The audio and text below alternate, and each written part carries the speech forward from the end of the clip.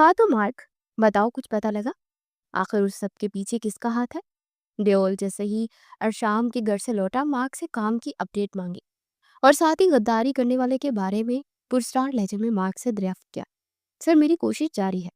Mark ने मुअत्तब लहजे में देओल को इत्तला दी। मार्क, मुझे कोशिश का नहीं सुनना, सुबह तक मुझे रिजल्ट चाहिए। देओल को मार्क के जवाब पर शदीद गुस्सा आ रहा था। Okay sir. मार्क खामोशी से अपने रूम में चला गया। माँ को अच्छे से पता था, अगर मार्क ने थोड़ी सी भी देर की या ड्योल के इस काम को करने में लापरवाही बरती तो ड्योल के ड्रग्स डीकिंग के सारे नुकसान का हर्जाना ड्योल मार्क से वसूलेगा। मार्क अपने रूम में जाकर फिर से सारी सब चीज़ें इन्वेस्टिगेट करने लगा था।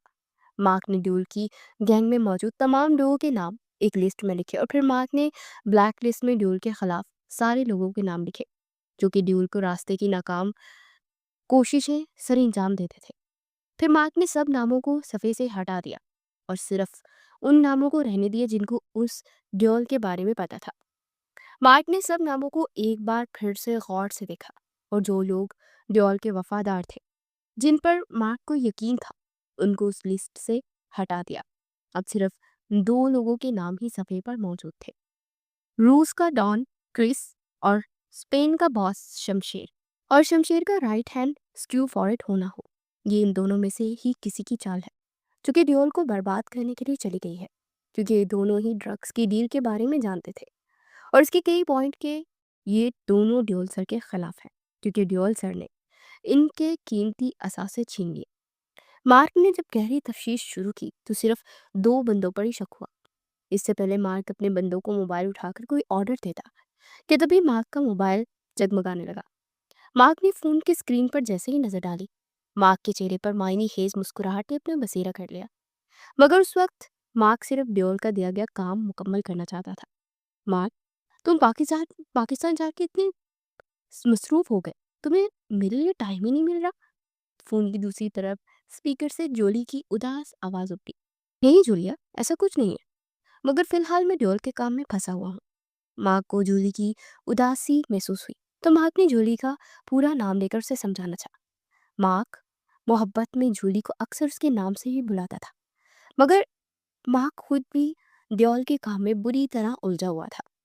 ड्योल का काम उसके सर पर धो धाड़ी तलवार बनकर मंडला रहा था। मार्क, अब भी वक्त है, छोड़ देते हैं इन सब से कुछ हासिल नहीं होता। यहाँ से दूर जाकर अपनी जिंदगी को आज़ादी से गुजारते हैं। जूलिया को मार्क की आदत हो चुकी थी। मार्क का जूली से दूर जाना जूली को बेचैन कर देता था। जूली को मार्क का और खुद का ड्योल के साथ काम करना बिल्कुल पसंद नहीं था, जहाँ पर हर वक्त एक ही खौफ का साया मंडलाता रहे कि कब जिंदगी की नाजुक डोर किसी चाल की नजर हो जाए या फिर उन्हें पकड़कर किसी तय खाने में उम्र कैद की सजा सुना दी जाए। जूली, मैं ऐसा नहीं कर सकता। तुम्हें पता है ना ड्योल सर ने मेरे लिए क्या कुछ किया है। अगर वो नहीं होते तो मेरे बाप ने मुझे कब का इन गलीज कामों पर लगाकर मार देना था। मार्क ने जूली को फिर से समझाना चाहा। अब ड्योल पर मार्क को हर वक्त ड्योल के एहसानों का बोझ महसूस होता था। मार्क ड्योल को छोड़ जाने पर कभी राजी न था। मार्क जूली की बातों की वजह से फिर से अपने दिमाग को उन सुनसान तारीक गलियों में डूबता हुआ महसूस कर रहा था, जिनसे बचकर उसे दूसरी जिंदगी की तरफ आए 20 साल हो गए थे। मगर मार्क को उन गलियों की तंगी अभी भी महसूस होती थी। मार्क को तन्हाइयों से वहशत महसूस हो रही थी। मार्क, मार्क, क्या तुम मुझे सुन रहे हो? जूली ने जब मुसलसल मार्क को खामोश देखा तो बार बार मार्क को मोबाइल के स्पीकर से पुकारा। हाँ हाँ जूली, यही हूँ। मार्क को जूली की आवाज़ उन तन्हाइयों से दूर हॉल में वापस जिंदगी की तरफ ले आई। कोई मसला है मार्क? तुम्हारी खामोशी, तुम्हारी बोझल सांसों की आवाज़ मैं महसूस कर सकती हूँ। जूली ने मार्क की हालत पर परेशान होते हुए मार्क से कहा, नहीं, ऐसा कुछ नहीं है। कुछ माजी के जख्म जब नासूर बन जाते हैं तो ये जख्म अपना दर्द और अपने होने का एहसास हर वक्त देते हैं। मार्क की सोचों में गहरी आवाज जूली को सुनाई थी। मुझे शमशेर और क्रिस की तमाम कॉल रिकॉर्डिंग का रहना अभी चाहिए जूली। तुम सुन रही हो ना? अभी मतलब अभी। मार्क ने अपने जहन को बेदार किया और जिन दो लोगों पर मार्क को शक था उनकी कॉल रिकॉर्डिंग का सारा डाटा जूली को अर्जेंटली निकालने को उसने कहा। ओके मार्क, मैं भी तुम्हें तमाम डिटेल्स भेजती हूँ। जूली भी मार्क को संजीदा देखकर संजीदा हो गई थी। جولی نے جلدی سے اٹھ کر الماری سے اپنا لیپ ٹاپ نکالا۔ پاسورڈ انٹر کرتے لیپ ٹاپ کی اسکرین روشن ہو گئی۔ جولی کی سفید مخروطی انگلیاں مہارت سے لیپ ٹاپ کی بورڈ پر چلنے لگی۔ 15 منٹ کی مسلسل محنت کرتے وقت جولی کی آنکھوں کے سامنے وہ تمام ڈیٹا موجود تھا جس ڈیٹا کی مارک کو ضرورت تھی۔ ڈیٹا کو اچیو کرتے ہی جولی کی خوبصورت آنکھیں چمکنے لگی۔ بلا شبہ جولی ہیکنگ میں مہارت رکھتی تھی، تبھی تو مارک نے جولی کو یہ کام سونپا تھا، کیونکہ مارک کو جولی پر اعتماد تھا کہ جولی یہ سب کر دے گی۔ مارک تمام ڈیٹیل تم ای میل کر دی ہیں تمہیں۔ جولی نے مارک کو اپنی فتح یابی کی خبر سنائی، جسے سنتے ہی مارک منتظر تھا۔ اوکے جولی، لاٹس آف لو۔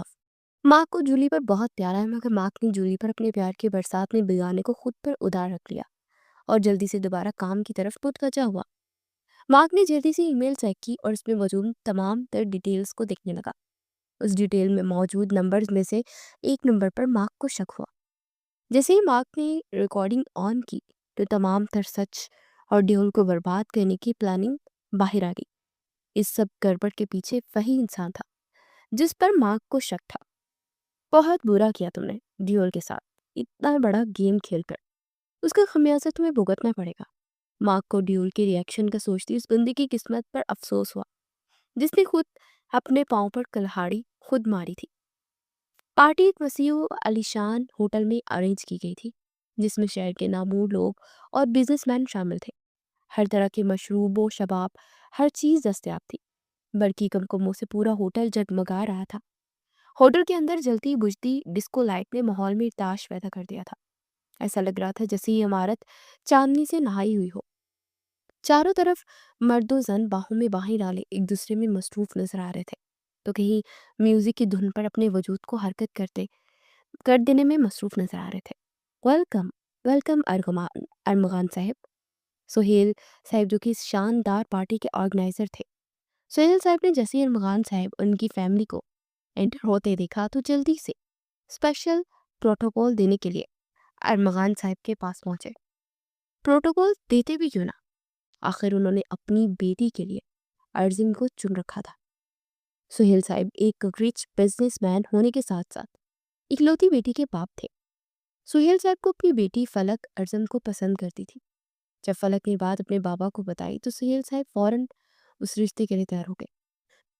فلک کو سہیل صاحب نے سنگل پیرنٹ ہو کر سنبھالا تھا۔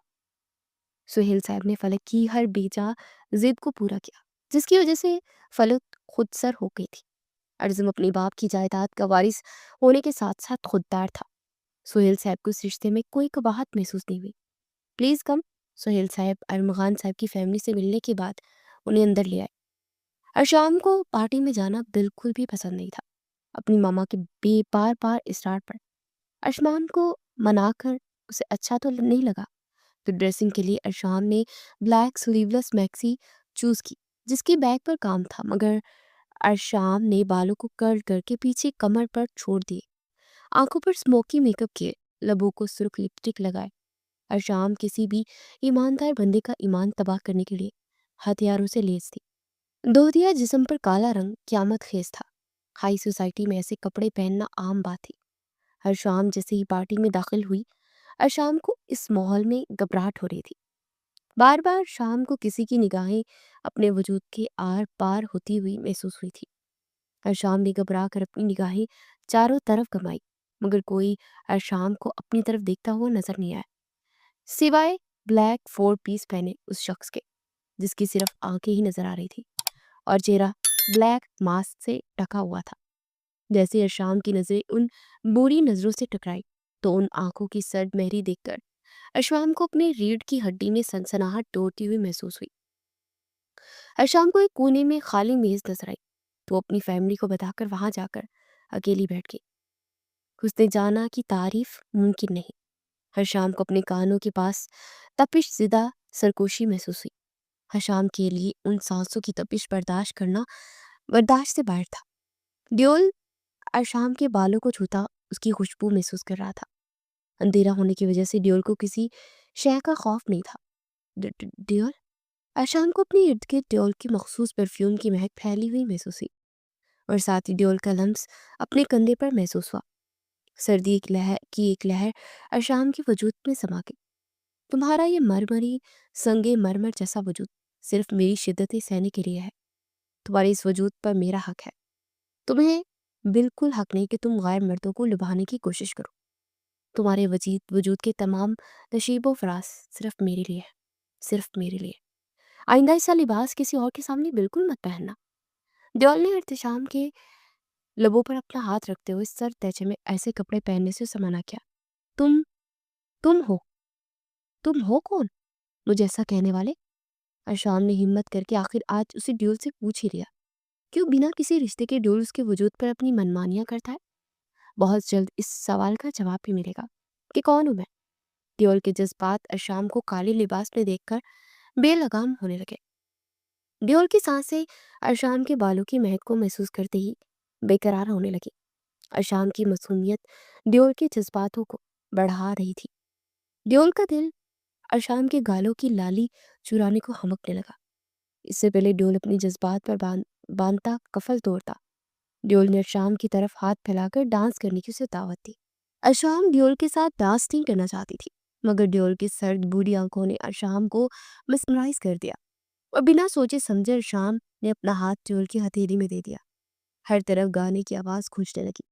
ڈیول کو ارشام کی قربت پگلانے لگی تھی.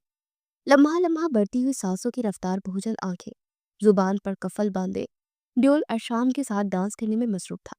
فارسی کا مشہور گانا جانے من پورے زور و شور سے بج رہا تھا. ڈیول نے ارشام کا ہاتھ پکڑ کر اپنے کاندھے پر رکھا اور اپنا ہاتھ ارشام کی کمر کے گرد ڈال دیا. آہستہ آہستہ ڈیول اور ارشام دونوں ایک دوسرے میں کھوئے ڈانس کے ہلکے ہلکے سٹیپ لے رہے تھے. میری ہر ایک صدا میں تو در ہر صدائے من توئی میری ہر ایک دعا میں تو. ارشام ڈیول کی آنکھوں میں کھو گئی. ڈیول نے ارشام کو گھوڑا کہ ارشام کا رخ دوسری طرف کر دیا اور خود ارشام کے بالوں کو آگے کی طرف ہٹا کر ارشام کے کندھے پر بوسہ دینے لگا. ارشام کا ننھا سا دل ڈیول کی عنایتوں کو سہنے کی ہمت نہیں رکھتا تھا. ارشام نے جلدی سے اپنا رخ بدلا اور ڈیول سے دور جانے لگی مگر ڈیول ارشام کو واپس اندھیرے میں لے گیا جہاں صرف وہ دونوں تھے. ارشام نے ڈیول کو روکنے کی کوشش کی. ڈیول کی ہر حرکت سے ارشام کو اپنا دل ڈوبتا ہوا اپنی ہیل زور سے اس کے پاؤں پر دے ماری اس نے. ڈیول کی آنکھیں درد کی وجہ سے لال ہو گئی. تمہیں تسخیر کرنا ہی میرا اصل جنون ہے. دیکھتا ہوں کب تک بچا پاؤ گی خود کو. ڈیول نے بھاگتی ہوئی ارشام کو دیکھ کر شاطر مسکراہٹ سے کہا.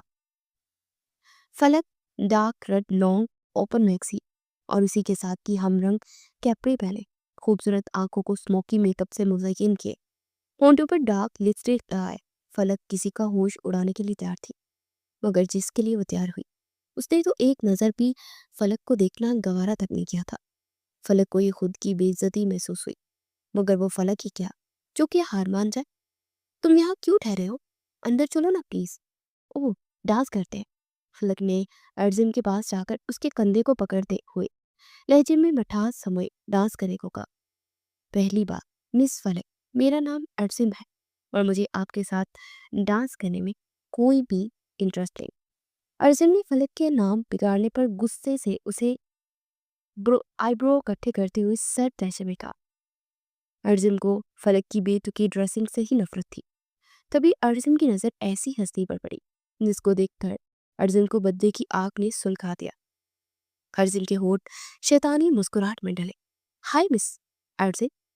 اراف کو جیسے ہی اس نے دیکھا تو مس نائس ہو گیا تھا مگر جلد ہی خود کو کمپوز کر کے اراف کی طرف بڑھا جو کہ بلیو ویلوٹ کرتے کے ساتھ گولڈن ٹراؤزر پہنے آنکھوں میں کاجل اور لبوں پر گلابی لپسٹک لگائے بہت ہی دلکش نظر آ رہی تھی.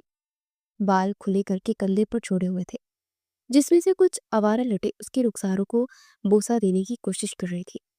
ارجن نے جب پارٹی میں موجود دوسرے لوگوں کو اراف کی طرف گھورتے ہوئے پایا تو اسے انجانی سی جلن کا احساس ہوا. ارجن اس احساس کو کوئی نام دینے سے انکاری تھا اور بار بار دماغ کو بدلا لینے پر فوکس کر رہا تھا مگر اس کا دل کچھ اور ہی کہانیاں سنا رہا تھا. دل اور دماغ کے بیچ سرد جنگ چھڑ گئی جس میں جیت دماغ کی ہوئی. ارجن جلدی سے اراف کی طرف پڑا جو کہ دوسری طرف منہ کیے کچھ کھانے میں مگن تھی.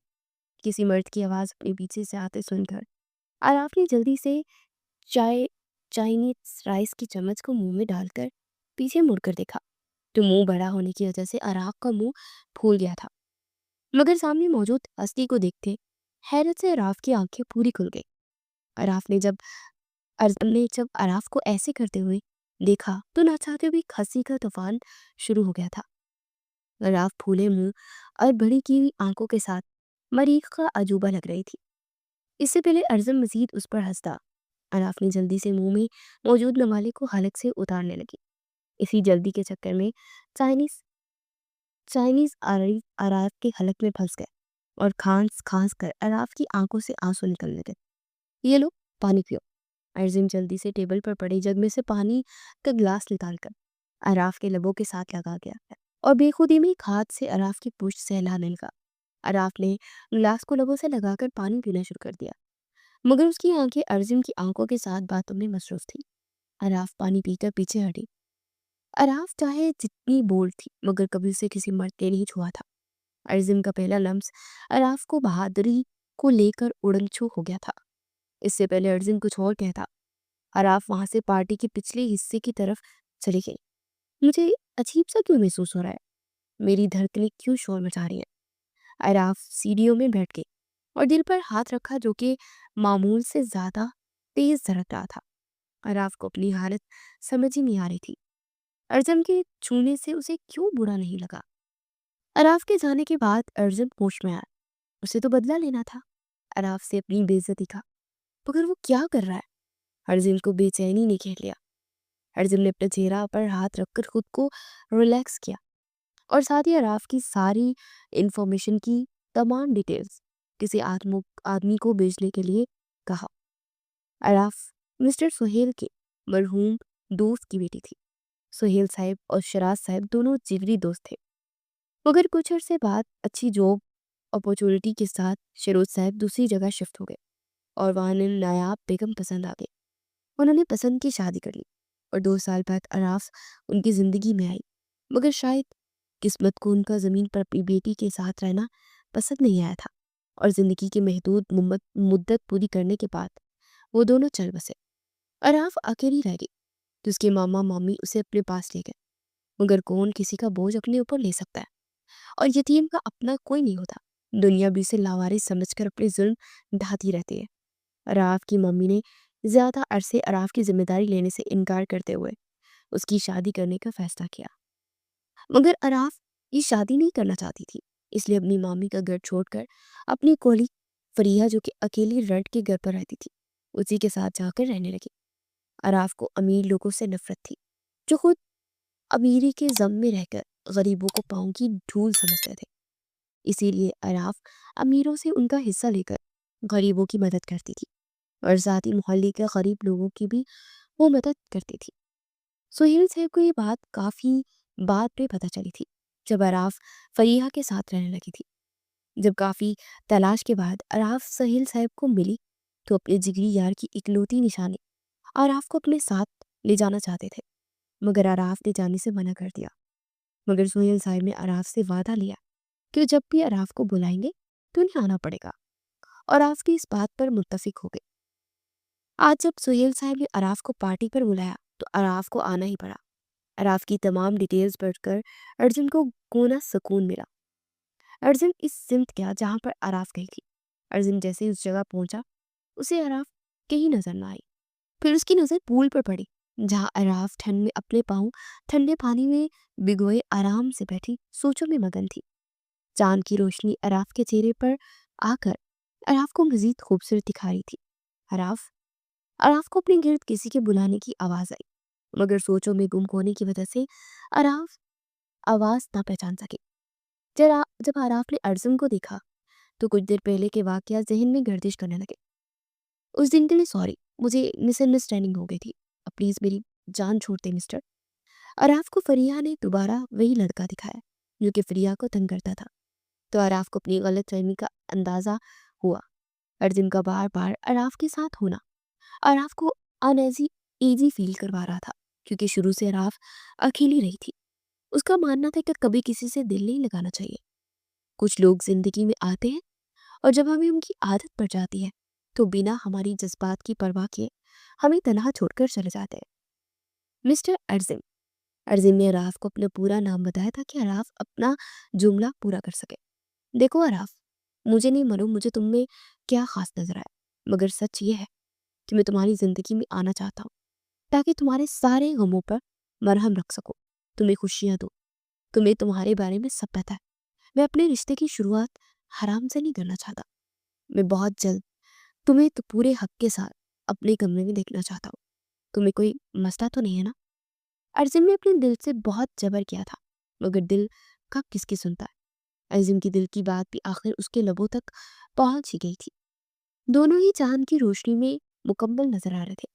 کب ملی تھی اراف کو اتنی چاہت؟ وہ تو صرف پیار کی بھوکی تھی۔ کوئی ایسا ملے جو اس کے تمام دکھ چن لے۔ اراف کو اس کے صبر کا پھل مل گیا، اور اسے کیا چاہیے تھا؟ تشکر سے اراف کی آنکھیں نم ہو گئی۔ ارزم کو اراف کی خاموشی ہی اراف کی حامی لگی، مگر جب اراف کو روتے ہوئے دیکھا تو ہاتھ بڑھا کر اس کے آنسو اپنی انگلیوں کی پوروں سے چھن لیے۔ چلے پھر تیاری کر لیجیے اراف صاحبہ، بہت جلد آپ ہماری ملکہ ہوں گی، جہاں پورا اختیار ہوگا۔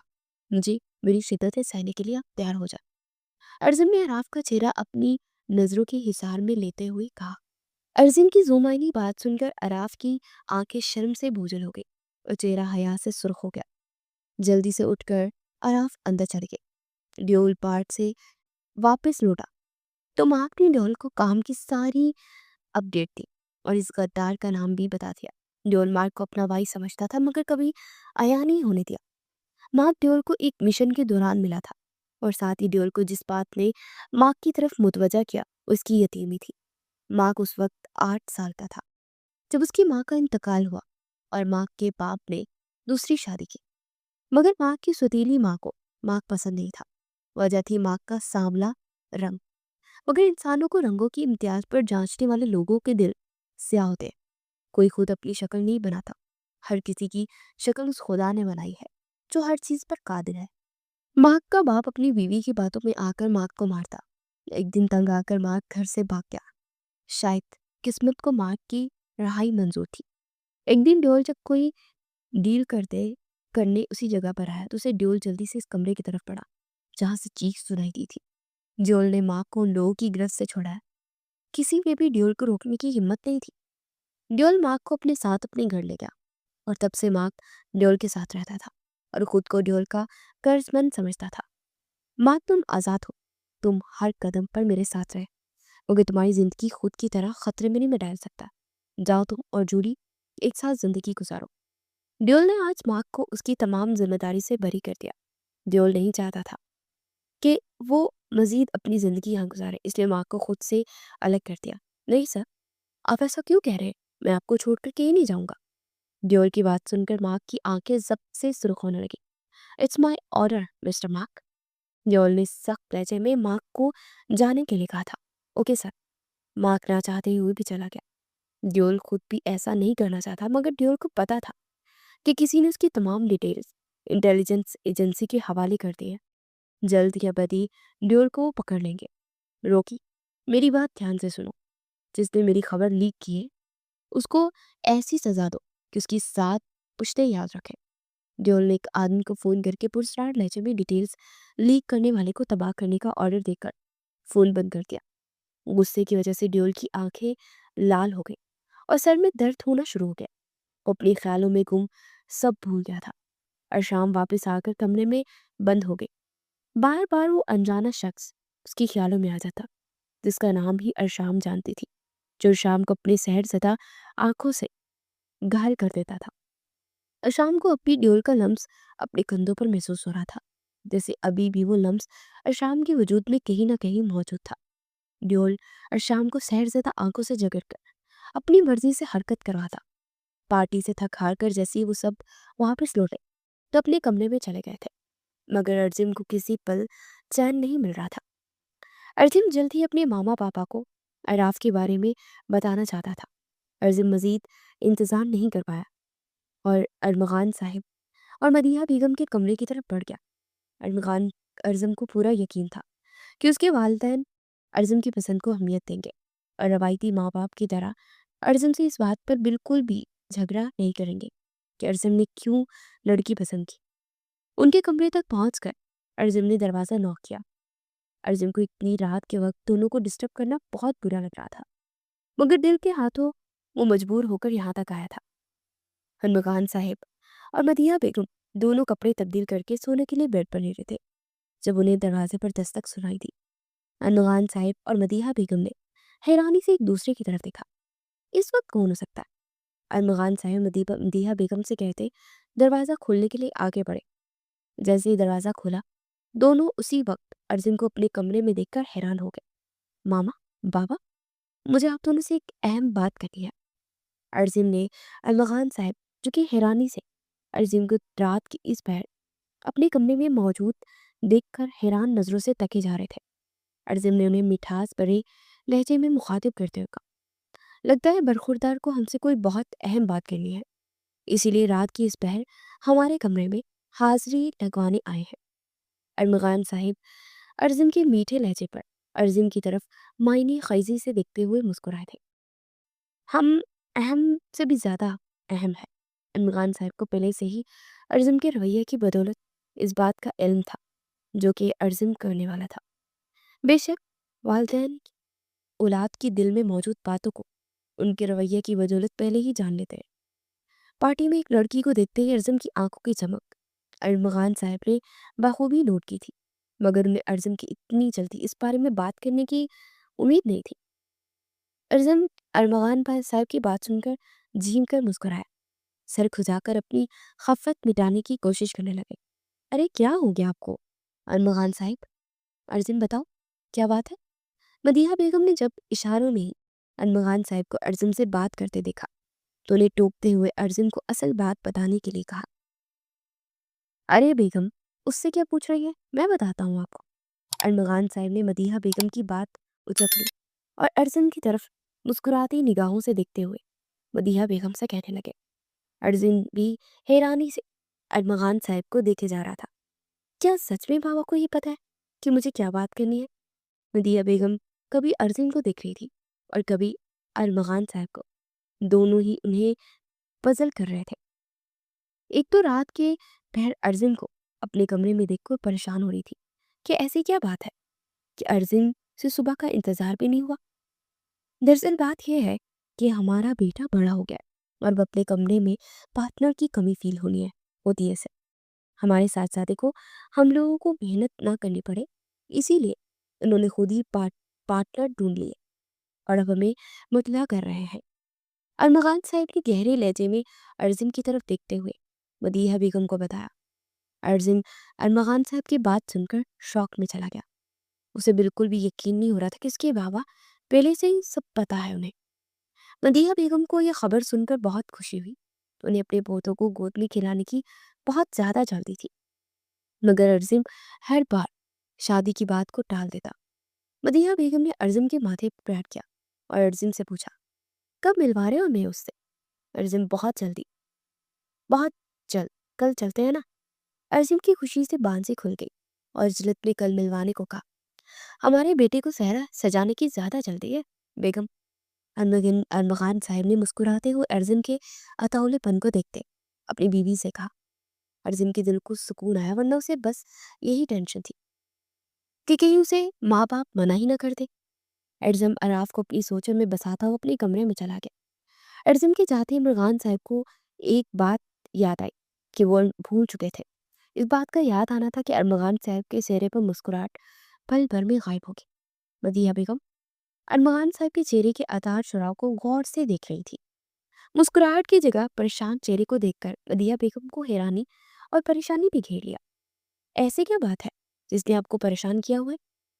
میں مسلسل آپ کو کچھ دنوں سے دیکھ رہی ہوں، ایسا لگتا ہے جیسے آپ کسی بات پر خود سے جنگ لڑ رہے ہیں۔ مدیحہ بیگم نے ہنمغان صاحب کے کندھے پر ہاتھ رکھتے ہوئے پریشانی سے استفسار کیا تھا۔ ہنمغان صاحب آخر کار اندرونی جنگ سے تنگ آ کر ساری بات بتانے کا فیصلہ کرنے لگے۔ بیگم، دراصل بات یہ ہے کہ کچھ دن پہلے مجھے ادوان کی کال آئی تھی۔ اس نے مجھے دھمکی دی ہے کہ وہ جلد ہی اشان کو ہم سے چھین لے گا، اور اس بات سے ہم منہ بھی نہیں موڑ سکتے کہ ادوان ہی اشان کا شوہر ہے۔ ارمغان صاحب نے سب کچھ ڈیٹیل سے مدیحہ بیگم کو بتایا اور ساتھ میں ادوان کے ساتھ فون پر ہونے والی باتیں بھی بتائیں۔ مدیحہ بیگم ان سب باتوں کو سن کر سوچ میں پڑ گئی۔ اگر ارمغان بچپن میں ہوئے نکاح کی کوئی حیثیت نہیں ہوتی، آپ پلیز کسی اچھے وکیل سے بات کریں، مجھے امید ہے کہ جلدی کوئی حل سامنے آ جائے گا، مدیحہ بیگم نے ارمغان صاحب کو سمجھاتے ہوئے کہا۔ ارشام کے دور جانے کے خوف سے ان کی جان نکلی جا رہی تھی۔ اپنی نازو پری بیٹی کیسے اس وحشی کے ہاتھ سونپ دے جس کے اندر احساس نام کی چیز ہی نہیں تھی، جو فقط دوسروں کے جذبات کو کھلونا سمجھتا تھا۔ ارشام ابھی ڈیول کے بارے میں سوچ ہی رہی تھی جب سے روم میں آئی تھی۔ بار بار وہی مناظر اس کی آنکھوں کے سامنے گھوم رہے تھے، ڈیول کا بار بار ارشام کے اتنے نزدیک آنا، اور ڈیول اسے چھو کر محسوس کر رہا تھا۔ ارشام کو ڈیول سے ڈر لگتا تھا، مگر ڈیول کے جذبات بنا لگام ارشام کی طرف دوڑے ہوئے چلے آتے تھے۔ جتنا بھی ارشام دماغ پر وہ سب یادیں، وہ احساس، اس کی قربت، سانسوں کی تپش، وہ ہاتھوں کا معتبر لمس بھلانے کی کوشش کرتے رہے۔ نہ جانے کیوں شخص اپنا اپنا سا لگا تھا، جتنی بار ملا تھا ایک سحر طاری کرتا تھا، اس لمس کے ساتھ سامنے سب کچھ فراموش ہو جاتا تھا۔ ڈیول پوری طرح شام کے دل پر قبضہ کیے ہوئے تھا، سب کچھ بھول گیا، یاد رہا تو بس وہ مسحور کن ساتھ اپنا ایک کا احساس باقی تھا۔ اس سے پہلے ارشام مزید کچھ سوچتی، تبھی وہی دل لبھاتی خوشبو حقیقت میں ارشام کو محسوس ہونے لگی۔ ہاتھ ارشام کے کندھے پر حرکت کر رہے تھے، یہ جان لیوا لمس ارشام کو اپنے بالوں پر محسوس ہو رہا تھا۔ ڈیول اپنے مقصد کو پورا کرنے ارشام کے کمرے میں آیا تھا، مگر ارشام کو سوچوں میں مگن دیکھ کر ڈیول کو یقین تھا کہ ارشام ڈیول کے جال میں پھنس چکی ہے۔ اس جال کو مزید مضبوط کرنے کے لیے ڈیول نے پھر سے ارشام کی کندھوں کو اپنے لمس سے روشناس کرایا، اور اپنے جال کو مزید پختہ کرنے کے لیے اس جال میں موم سی گڑیا کو پرو دیا۔ ڈیول کی جسارتیں بڑھتی جا رہی تھی، اس نے ارشام کا رخ اپنی جانب موڑا۔ ارشام کو لگا یہ قربت صرف خیالی ہے، مگر حقیقت میں ڈیول کو سامنے دیکھ کر ارشام کی سوچے سمجھنے کی گویا تمام اسے ساکن ہو گئی۔ اس جان لیوا لمس کے اظہار میں رہ کر ارشام کی جان لبوں پر آ گئی۔ ڈیول کا لمس ارشام کو زندگی کے نئے مفہوم سے روشناس کروا رہا تھا۔ ارشام میں ڈیول کی شدتوں کے خلاف مزاحمت کرنے کی بالکل ہمت موجود نہیں تھی۔ ڈیول کی جسارتیں لمحہ بلمحہ بڑھتی جا رہی تھی۔ یہ غلط ہے، ارشام کو اچانک سے سب غلط لگنے لگا۔ زمین نے اپنے ہونے کا احساس دلایا چاہا۔ اس کی آواز کو سن کر شام ڈیول سے الگ ہو کر جانے لگی۔ ڈیول نے جیسے ہی شام کو اپنی گرفت سے آزاد ہوتے دیکھا، اسے پھر سے اپنے حصار میں قید کر گیا۔ وہ پوری طرح ارشام پر قابض تھا۔ ارشام نے ڈیول کی گرفت پر مزاحمت کرنے کی کوشش کی۔ ڈیول ارشام کے وجود کے تمام رازوں سے پردہ اٹھاتا چلا گیا۔ ڈیول اور ارشام ایک ہو گئے، ان کے درمیان حال تمام رشتے مکمل تھے۔ نکاح میں ہونے کے باوجود جتنا اس نے صبر کیا تھا، اتنا ہی محبت سے خود نے اسے سمیٹا تھا۔ وہ اپنے مقصد کو حاصل کرنے کے بعد انتہائی خوش تھا۔ آخر جو اسے چاہیے تھا وہ مل ہی گیا۔ ڈیول نے کبھی ہارنا سیکھا ہی نہیں تھا۔ جو چیز اسے چاہیے تھی وہ حاصل کرنے کے لیے راستوں کی پرواہ کیے بنا وہ حاصل کرتا تھا۔ ارشام کے سونے کے بعد ڈیول چپکے سے ارشام کے کمرے سے چلا گیا۔ اب یہاں رکنے کا کوئی فائدہ نہیں تھا۔ ڈیول کا مقصد پورا ہو گیا تھا۔ اراف کے ذہن سے ارزن کی باتیں چپک گئی تھی۔ ان لمحوں کی پرچھائی اراف کو محسوس ہو رہی تھی۔ ماں باپ کو کھونے کا دکھ اراف نے اپنی امیدیں خود سے بھی وابستہ کر دی تھی۔ اس کی پلاننگ میں پیار شامل ہی نہیں تھا، مگر یہ احساس کہ کوئی اراف کو چاہتا ہے بہت انوکھا تھا۔ جس کی حسرت اس نے کبھی کی تھی آج حقیقت بن کر سامنے تھی۔ اراف خاموشی سے اپنے کمرے میں بیٹھی اپنی پوری زندگی پر غور کر رہی تھی۔ تبھی اراف کے موبائل کی بیل بجی۔ اراف نے موبائل اٹھایا تو کوئی انجانا نمبر تھا جس سے کال آ رہی تھی۔ اراف نے کال کاٹ دی، مگر موبائل پھر سے بجنے لگا۔ اراف نے دوبارہ کال کاٹ دی۔ پتہ نہیں کون ہے۔ اس سے پہلے کہ اراف کچھ اور کہہ دی، ایک بار پھر سے اسی نمبر سے کال آنے لگی۔ اراف نے اس بار کال پک کر لی۔ ارزم اراف کو کال کرنے کی کوشش کر رہا تھا، مگر جب 2 بار کال کرنے پر بھی اراف نے کال نہیں اٹھائی تو تیسری بار پھر سے اراف کا نمبر ملایا۔ ہیلو اراف۔ اراف نے جیسے ہی کال اٹھائی، ارزم نے اراف کو ہیلو کہا۔ کون؟ میں نہیں جانتی آپ کو۔ अराफ को उस बंदे पर हैरानगी हुई जो उसका नाम भी जानता था। अरे मिसेस अर्जुन बनने के बाद सब कुछ जान लेंगी। अर्जुन ने अराफ से अपना तारुफ करवाया। मिसेस अर्जुन सुनने की देर थी कि अराफ को अर्जुन याद आ गया और एक दिलकश मुस्कुराहट ने लबों का अहाता कर लिया। जी तो मिस्टर अर्जुन, तुम्हें मेरा नंबर कैसे मिला? अराफ ने मुस्कुराते अर्जुन से सवाल दागा।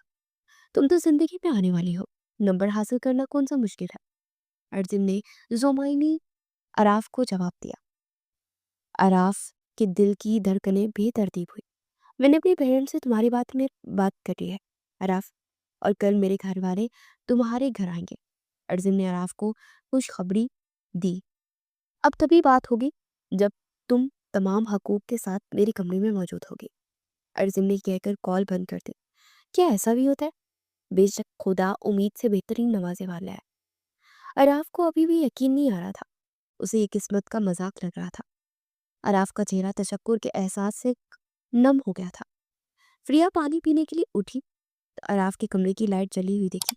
जैसे ही फ्रिया ने अराफ के रूम के अंदर झांका तो अराफ को रोते हुए देखा। जब फ्रिया ने रोने की वजह पूछी तो अराफ ने सारी बात फ्रिया को बताई। फ्रिया भी अराफ के दुखों के बारे में सब कुछ जानती थी। अराफ, ये सब तुम्हारे दुखों का मदावा है, तुम्हारे सब्र का इनाम। फ्रिया ने अराफ को गले लगाते हुए कहा। अब जल्दी से सो जाओ, मैं नहीं चाहती मेरी दोस्त सुबह डार्क सर्कल आंखें और सूजे चेहरे के साथ अपने होने वाले ससुराल वालों को मिले। फ्रिया ने अराफ को हंसाने की नीयत से कहा और फिर खुद कमरे से चली गई। अराफ भी सोने के लिए लेट गई। अरमान साहब और कामरान साहब दोनों सगे भाई थे और एक ही घर में रहते थे, मगर अरमान साहब का पोर्शन अलग था। दोनों भाई की शादी एक साथ ही दो बहनों से हुई थी। अरमान साहब की शादी मदीहा बेगम से और कामरान साहब की शादी हादिया बेगम से। कोई शादी के एक साल बाद खुदा ने कामरान साहब और हादिया बेगम को एक शहजादे से नवाजा जिसका नाम उन्होंने उद्वान रखा। उद्वान ही दोनों की इकलौती औलाद था। अरमान साहब और मदीहा बेगम की जिंदगी में अर्जुन आया और अर्जुन की पैदाइश की 8 साल बाद उनकी जिंदगी में नन्ही पड़ी अर्श आम आई।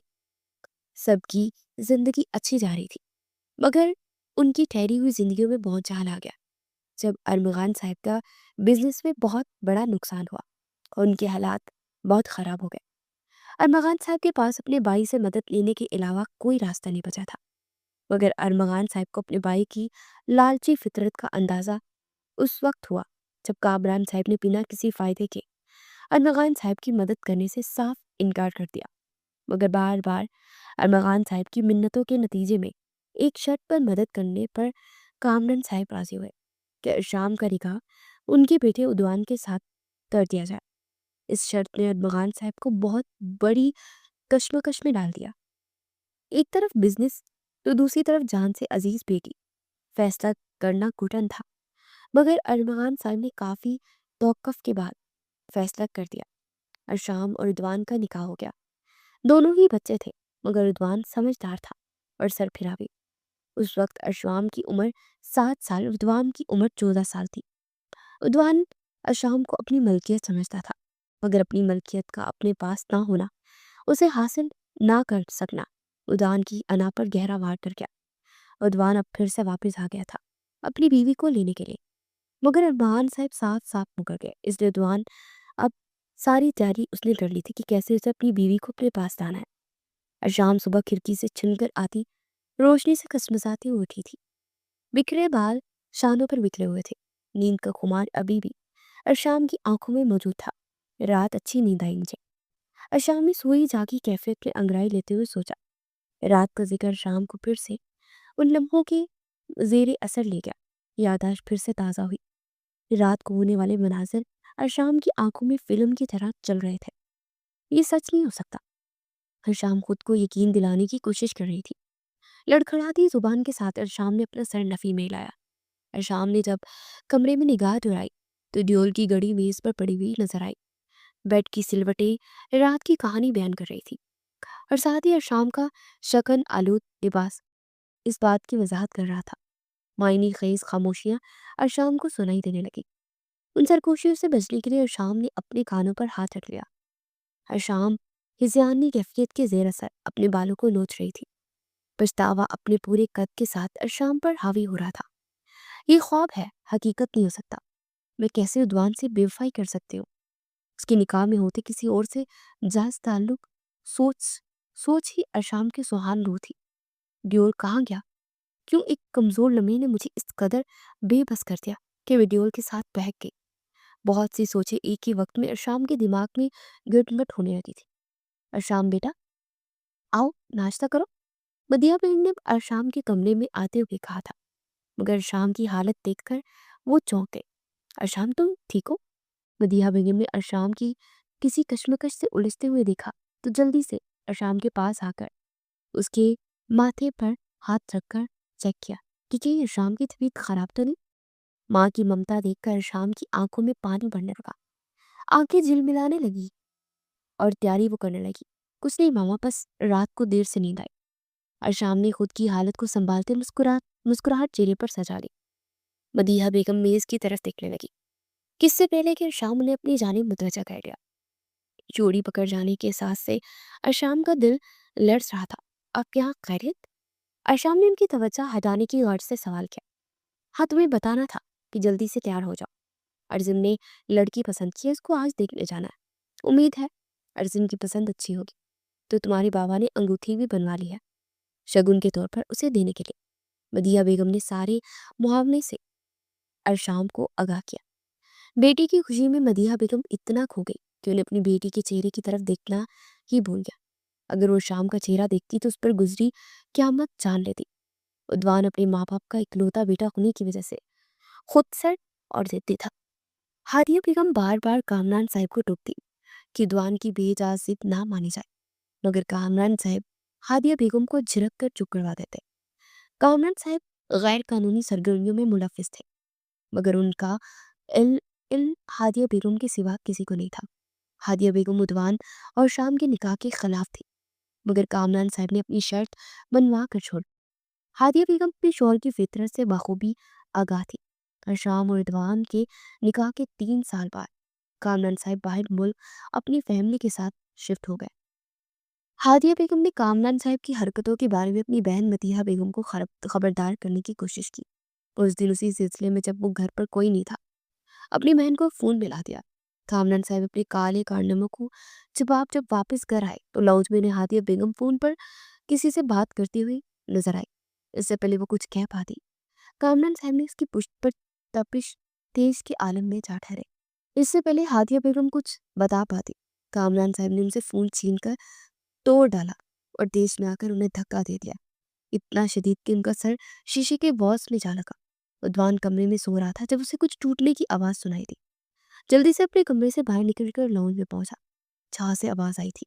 उद्वान जो कि खुद बाप के सिखाए के सबक पर अमल पैरा था, अपनी माँ को लहू में लथपथ जमीन पर पड़े देखकर ताल से अपने बाप की तरफ पड़ा। उनका कॉलर थाम कर झिंझोड़ दिया। ये क्या कर दिया आपने डैड? आपने? उद्वान ने गम की शिद्दत से नडाल होते अपने बाप से सवाल दागा। वो वाहिद हस्ती जो उद्वान को समझती थी, प्यार करती थी, आज उसके बाप की वजह से उसे अकेला छोड़कर चले गए। कामरान साहब बेशक हादिया बेगम से प्यार नहीं करते थे, मगर कामरान साहब के दिल में एक कोने में वो बस्ती जरूर थी। हादिया बेगम की वफात का सदमा कामरान साहब से बर्दाश्त ना हुआ और उन्होंने खुद भी खुदकुशी कर ली। उद्वान यतीम हो गया। उस वक्त उद्वान के पास कोई ऐसा शख्स मौजूद नहीं था जो उसे दिलासा दे सकता, मगर उद्वान के बाप ने उसके लिए इतनी जायदाद जरूर छोड़ी थी कि उद्वान आराम से अपनी जिंदगी गुजार सके। कोई समझाने वाला ना होने की वजह से उद्वान गलत सरगर्मियों में पड़ गया। हराम मशरूब, क्लब जाना, सगार पीना तो उद्वान के लिए आम बात थी। मदीहा बेगम को जब इस बात का इल्म हुआ तो उन्होंने अपनी बहन की आखिरी निशानी उद्वान को अपने पास बुलाना चाहा, मगर उद्वान ने पाकिस्तान आने से साफ मना कर दिया। उद्वान को अपने और शाम के रिश्ते का इल्म था और उद्वान ने शाम को अपने पास बुलवाना चाहा, मगर इमरान साहब इस रिश्ते के साफ खिलाफ हो गए और शाम को उद्वान के साथ जाने से मना कर दिया और उद्वान फिर से वापस पाकिस्तान वक़्त शाम को लेने आया था और इस बार पूरी तैयारी करके आया था। अनवगान साहब और मदीहा बेगम और शाम के मना करने के बाद दोनों ही अकेले अराफ के घर गए। दोनों को मनमोहनी सूरत वाली अराफ बहुत पसंद आई। मदीहा बेगम ने अराफ को अंगूठी पहनाई और अगले हफ्ते निकाह की डेट देकर वो घर वापस आ गए, जहाँ अर्जुन परेशानी से चक्कर पे चक्कर काटे बेसब्री से अरमगान साहिब और मदीहा बेगम का इंतजार कर रही थी। अराफ कैसी लगी आपको? अर्जुन ने दोनों के आते ही बेसब्री से सवाल किया, और उसी बेसब्री और जिल्लत में अर्जुन भूल गया कि अर्जुन अरमगान साहिब और मदीहा बेगम को लाउंज में बिठाकर पूछने की बजाय दरवाजे में ठहर कर ही उन सबसे दरियाफ्त किया जा रहा था, लाडले इतनी बेसब्री अच्छी नहीं है, अंदर तो आने दो हमें। अरमगान साहिब अर्जुन के अतावलेपन से कहने लगे। अर्जुन को अपनी बेसब्री पर वो खसिया गया। अर्जुन, मुझे यकीन नहीं हो रहा, बड़े बड़े केस को सब्र से हल करने वाला अपनी शादी को लेकर इतना बेसब्रा है। खैर, अगले हफ्ते निकाह है। मदीहा बेगम ने अर्जुन के रवैया पर हैरत भरी लहजे में कहा और निकाह की नवीद सुनाई। अर्जुन के परेशानी से तने हुए आसाब रिलैक्स हुए। अगला हफ्ता भी तेजी से आ गया और अराफ अराफ शराज से अराफ अर्जुन बनकर पूरे हकूक के साथ अर्जुन के बेड पर मुर्जमान थी। अर्जुन और अराफ दोनों ही खुदा की बारगाह में सजदा रेज हो गए और अपनी नई जिंदगी की शुरुआत की, और दोनों ने एक दूसरे के साथ जिंदगी गुजारने के लिए अहदो पैमान किए। अब तो तुम मेरी दस्तरस में हो, अब कैसे बचोगी मेरी शिद्दतों से?